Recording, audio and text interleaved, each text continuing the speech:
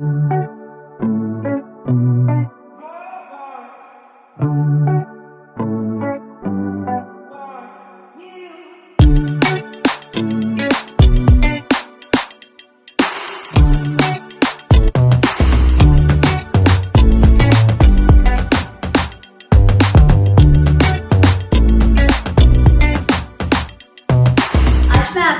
एक रीजनिंग का टॉपिक लेके आई हूँ, क्योंकि रीजनिंग का टॉपिक क्या है, आजकल बहुत सारे एग्जाम में पूछा जा रहा है, कुछ एग्जाम में चेंजेस कर दिए गए हैं और रीजनिंग का कुछ पार्ट ऐड कर दिया गया है। ऐसे ही 10 क्वेश्चंस मैं आज आपके सामने लेके आई हूँ, तो एंड तक इस वीडियो को देखें और क्वेश्चंस को समझने की कोशिश करें, क्योंकि ये क्वेश्चंस जो है आपके बार बार रिपीट हो रहे हैं।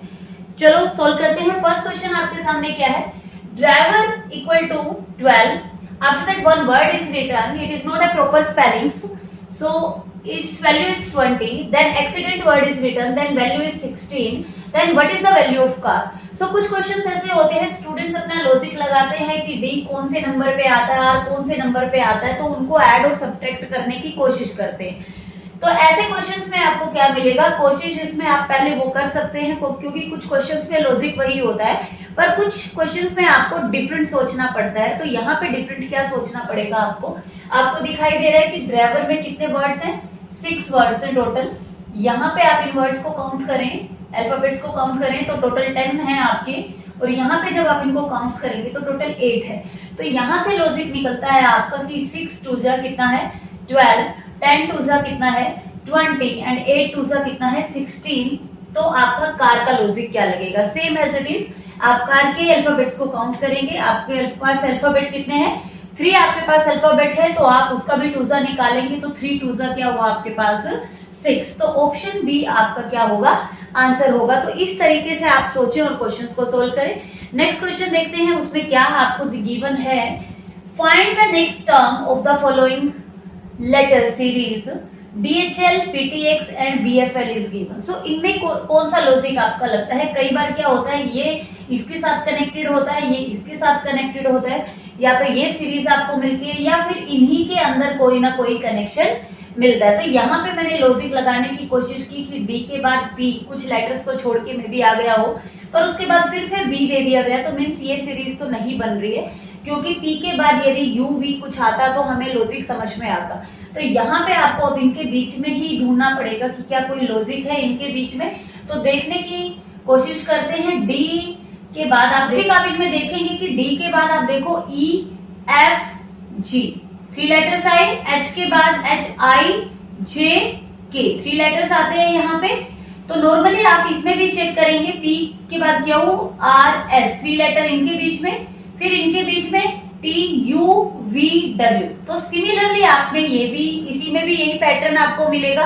तो अब आप ऑप्शन में जाए डायरेक्ट, जब आपने 2 को फॉलो कर लिया तो तीसरे को चेक करने की जरूरत नहीं होती, क्योंकि उसमें भी वही मिलता है। तो नेक्स्ट में हम चेक करते हैं कि क्या इनमें भी वही कंसेप्ट बन रहा है, जिसमें वही कंसेप्ट बन रहा है वही आपका आंसर है। तो सी के बाद C D E F G normally आ रहा है, आपके बाद G H I J K। तो यहाँ पे देखो D E F G आ गया, फिर उसके बाद H I J, तो इसमें भी वही आ रहा है। तो इसमें आप चेक करो K L M N, फिर भी 3 लेटर्स, यहाँ पे भी O P Q R, यहाँ पे भी 3। तो यहाँ पे चेक करो N O P Q R S T U। तो इन तीनों में आपका, तीनों में से कोई भी ऑप्शन हो सकता है। नीचे वाले में आप जाएंगे तो O P Q R S, तो इसमें नहीं होगा, ये तो ऑप्शन नहीं हो सकता, उसमें इतने लेटर्स का गैप नहीं है। अब आपको लॉजिक लगाना है कि इन तीनों में से कौन सा आपका ऑप्शन हो सकता है। यहाँ से आप देखो कि डी, बी के बाद डी आ रहा है, तो बी और सी का गैप इनके बीच में। तो यहाँ पे आप वही देखो कि पी से एक लेटर पहले छोड़ के आपको क्या आएगा। तो यहाँ पे क्या आ रहा है, देखो एन आर वी, तो एन के बाद आपने एन ओ छोड़ा और फिर आपका क्या आ गया, पी आ गया। तो इस तरीके से ये सीरीज आपकी कंप्लीट होगी। नेक्स्ट क्वेश्चन पे चलते हैं। In a certain language go home is written as, अब गो होम को इंडिकेट किया गया है टा और ना से। इसका मीनिंग क्या होता है, इसका मीनिंग ये होता है कि गो और होम इन दोनों में से एक वैल्यू टा की होगी और एक वैल्यू ना की होगी। आफ्टर दैट स्वीट होम, तो यहाँ पे स्वीट होम की वैल्यू है ना जा। तो यहाँ से पता चलेगा आपको कि यहाँ पे भी होम है और यहाँ पे भी होम है। तो होम कौन सी वैल्यू, यहाँ पे कौन सी वैल्यू नीचे भी रिपीट हुई है, तो यहाँ पे टा और ना थे और यहाँ पे ना और जा थे। इट मीन्स ना वैल्यू किसकी हुई, आपकी होम की। तो यहाँ से जो वैल्यू आपको वर्ड्स रिपीट दिख रहे हैं और फिर वैल्यू भी रिपीट दिख रही है, तो वो वैल्यू उस वर्ड की आ जाती है। तो यहाँ से आपकी होम की वैल्यू आ गई। तो यदि होम ना को इंडिकेट कर रहा है तो गो किसको इंडिकेट करेगा, टा को इंडिकेट करेगा। तो आप यहाँ पे लिख सकते हैं गो इंडिकेट करेगा टा को। उसके बाद नेक्स्ट पे चलते हैं, क्या पूछा गया वो देखना है आपको। तो यहाँ से स्वीट होम दोनों की वैल्यू आ गई। तो स्वीट की वैल्यू क्या होगी, यदि वो ना को रिप्रेजेंट कर रहा था तो स्वीट जा को रिप्रेजेंट करेगा। स्वीट किसको रिप्रेजेंट करेगा, जा को रिप्रेजेंट करेगा। अब हम देखते हैं नेक्स्ट पूछा क्या गया। पूछा आपको गया है कि sure and what you have to find out sweet and sure. आपको निकालना है कि स्वीट एंड श्योर की वैल्यू क्या है। स्वीट की वैल्यू आपको पता चल गई है, क्या है, जा है। अब पूछा गया एंड वर्ड एक नया आया है निकल के और श्योर वर्ड एक नया आया है, तो इनके लिए वैल्यू दी गई है पा और सा। तो यहां से आप देखोगे आगे और कहीं पे भी एंड और श्योर को इंडिकेट नहीं किया गया है किसी भी वैल्यू से, तो यहाँ पे श्योर को निकालना डिफिकल्ट हो जाएगा कि उसकी वैल्यू पा आएगी या सा आएगी। तो यहाँ से आपके आंसर्स में आप जाओगे, फिर आप यहाँ पे देखो कि सी आंसर दिया गया है कि पा और सा, क्योंकि एंड और श्योर की वैल्यू पा और सा में से कोई एक है, दोनों की आपस में कोई भी हो सकती है। तो यहाँ से हम फाइंड आउट नहीं कर सकते, तो ऑप्शन सी ही आपका क्या होगा, आंसर होगा। तो इसी तरीके से आपको क्वेश्चन सोल्व करने हैं। कुछ और क्वेश्चंस मैं आपके सामने सोल्व करने वाली हूँ।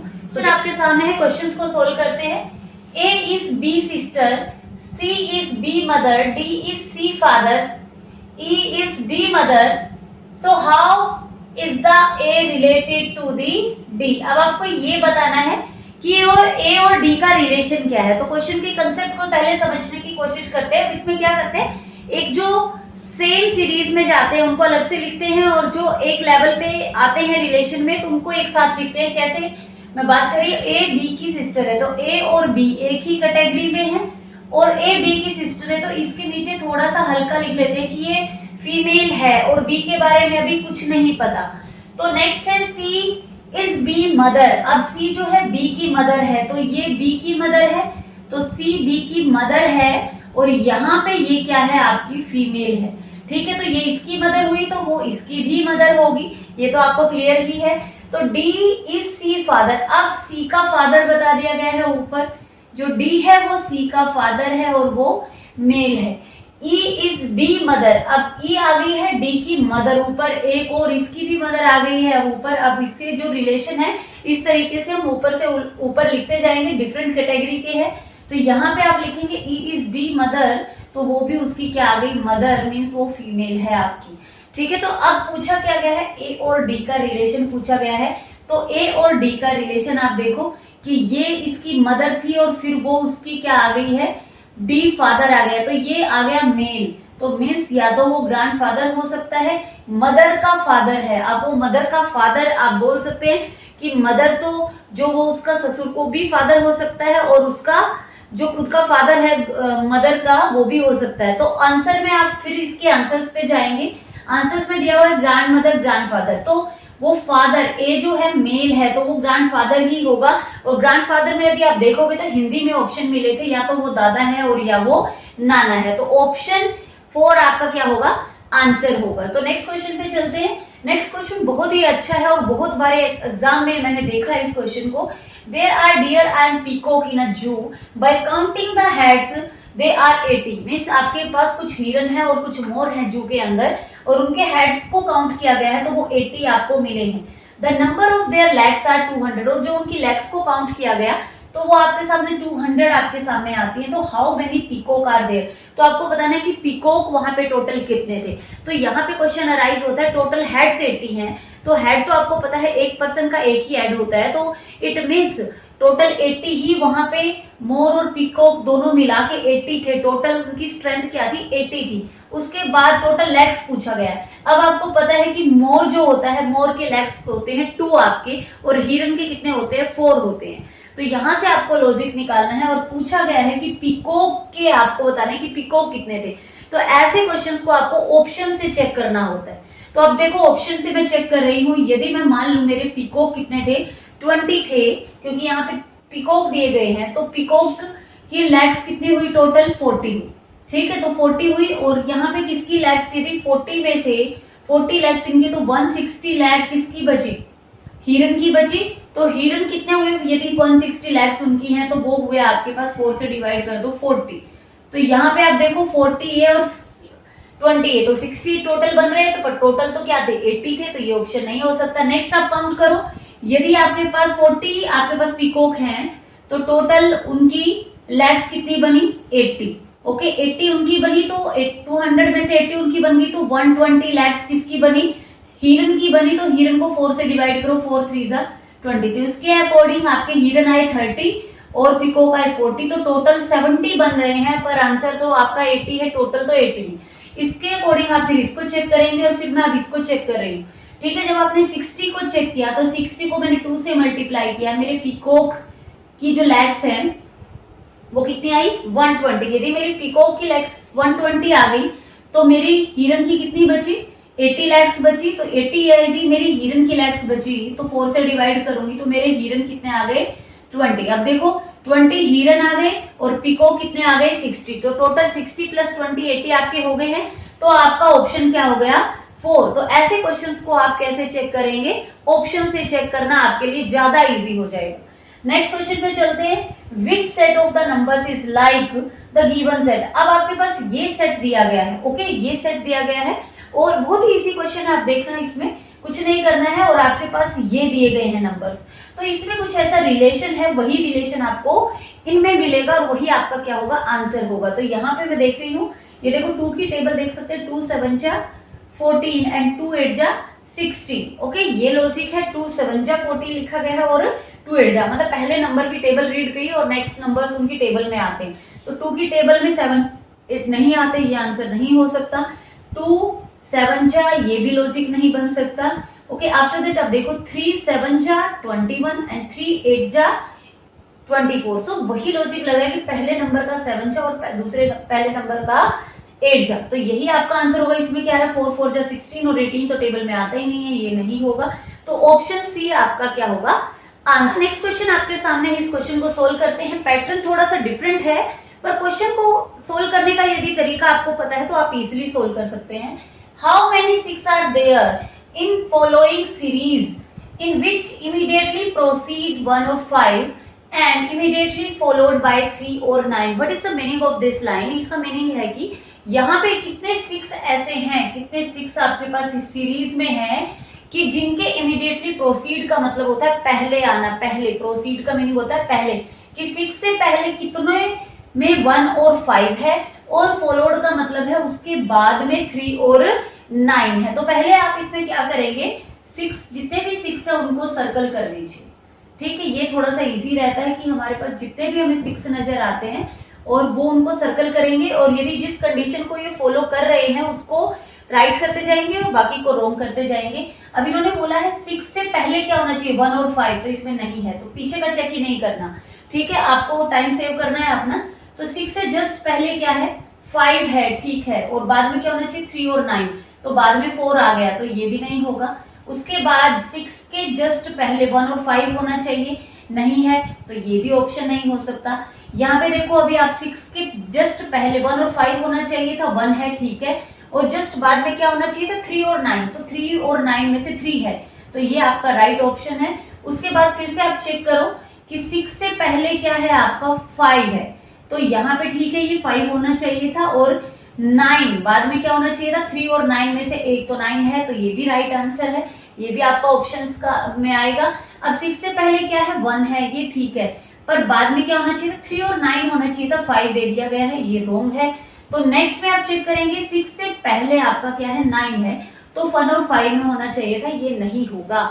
तो ऑप्शंस आपके कितने आए हैं यहाँ पे 1 और 2, तो आपका ऑप्शन 2 क्या होगा आंसर होगा। तो इस तरीके से कम टाइम में आपको सोल्व करने की कोशिश करनी है।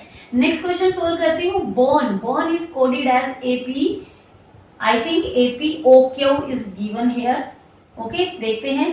सो and lack is coded as KBBL and after that then grid will be coded as. अब ग्रिड को क्या शो करना है आपको ये बताना है। तो अब देखो क्वेश्चन में क्या लॉजिक लगा है कि बोन, अब मैंने जो प्रीवियस क्वेश्चन करवाया था कोडेड का, वो एक डिफरेंट मीनिंग के साथ था और यहाँ पे एक डिफरेंट मीनिंग के साथ है।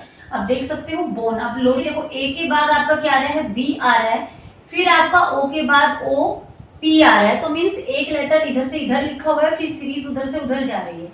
तो क्यू के बाद क्या आ रहा है, आर आ रहा है, देन एन ओ आ रहा है। तो इस तरीके से ही आपका सेम नेक्स्ट है। आप देख सकते हैं के बाद एल है, ए के बाद बी है, बी के बाद सी है और के बाद एल है। तो सेम एज इट इज आपको इसमें फॉलो करना है। तो आप देखो ग्रिड से रिलेटेड आपका क्या बनेगा, तो पहले आपका क्या नंबर था, एफ। देखो एफ के बाद जी आप इधर आए, ठीक है, फिर आर के बाद एस आप इधर लिखेंगे और एच के बाद फिर आई आप इधर आए और डी के बाद आप ई इधर लिखेंगे। तो आंसर सर्च करो कौन सा है, थर्ड आपका क्या होगा, ऑप्शन होगा। होप ये क्वेश्चंस आपको क्लियर हो चुके हैं।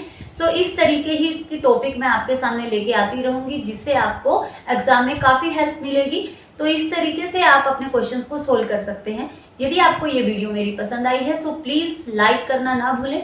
यदि आप लाइक और सब्सक्राइब नहीं करेंगे तो आपको मेरे नेक्स्ट वीडियो की नोटिफिकेशन नहीं मिलेगी। So please subscribe my channel. Thank you very much.